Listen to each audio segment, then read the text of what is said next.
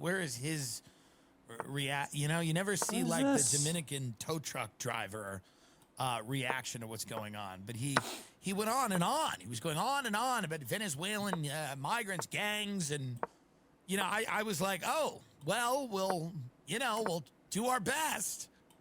We will do our best to avoid.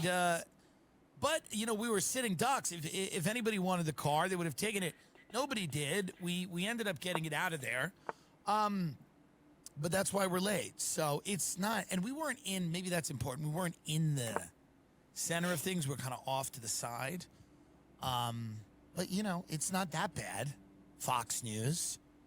It's not that bad. A new Bentley sat on the corner on 142nd and 5th. It looked like a sting. I think if you wanted to steal a car, it looked like a sting. It was like me and this other white kid standing outside of the car like two undercover cops with this Bentley there, eating pizza, waiting to get jacked.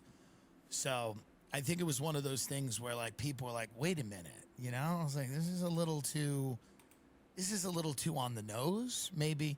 But the cops kept, you know, like they would be like, you know, every like hour they'd be like, oh, you're still here. I'm like, what does that mean?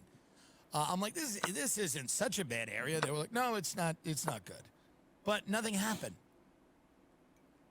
But what did happen was we did not get home until 5 a.m. And I was exhausted, and so I slept till like 1.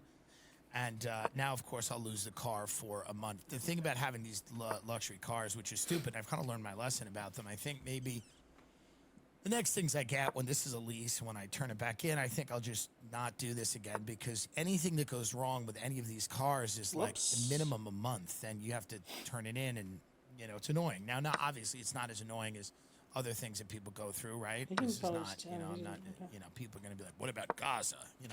I know, I'm aware. That seems worse, but it is annoying that you can't take this to a regular. They don't have a spare tire in the Bentley. There's none.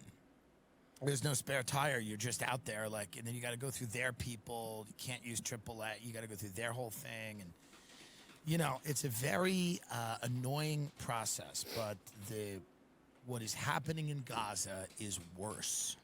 Is that okay? Is that okay to say that the starvation, the mass starvation, the position. I think it's good. You know, and of course, being in a tunnel, the people that have been in that tunnel for a long time, the hostages have been in that tunnel now for how long have they been in that tunnel? Probably about 2 months since October, 3 months, 4 months? Almost 4, yeah. 4 months in the Hamas tunnel. And a lot of them have died now. It's never going to work over there. I mean, this is just my surmise from the whole thing. It's just not going to work. And, you know, we're not going to talk about it because... You know, it's just not going to work. You know, eventually, you just, you know, you have to accept. Bro, you're going to move. Work. You know, I remember I had an uncle and an aunt, and they, you know, it just didn't seem good. They would show up. They would show up to the, you know, the holiday parties at different times. She would come later and bring dessert. She would kind of not come for the dinner, and he would come for the dinner, and she would kind of show up with like chocolate-covered strawberries, you know, 3 hours later, and we were like, oh, something's up. And something was up because they are now divorced and they both live happy lives separately from each other. But this is what I think is happening over there. Now, obviously, there was, in my uncle and aunt's case, there was certainly less violence. There is more violence over in the Middle East from my perspective with my uncle and my aunt. My uncle and aunt, they made a lot of faces. There was a lot of, like, scowls and kind of, you know, and that's not nothing, but it certainly wasn't kind of the, you know, the bombing of the hospitals and everybody dying. That's a little bit more. That's nice. We like this a lot. You know, we like this a lot. Our president now, I think they're getting into the final stages of grief, and they got to get rid of this man. They cannot run him. They are going to lose if they run him.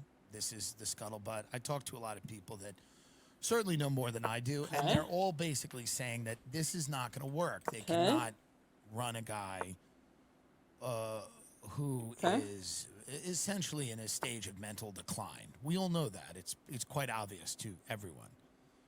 Trump also confuses things and makes missteps, but in nowhere near the level that Biden has publicly. And finally, the special counsel just released a report that they're not really indicting Biden for these documents that he had because he doesn't know where he is. They were basically like, this is a kindly old fellow who doesn't know where he is or what he's doing. He has a poor memory. There was a quote that basically said that alleviates his responsibility. It would have been better if he was indicted because people would have went, oh, okay, the old dog can still fight. At least he can still lie to us. What? And that's all we really want our politicians to be able to do is to be able to lie. That's the job requirement. That's the whole description of a political figure. Primarily, we take those. The mental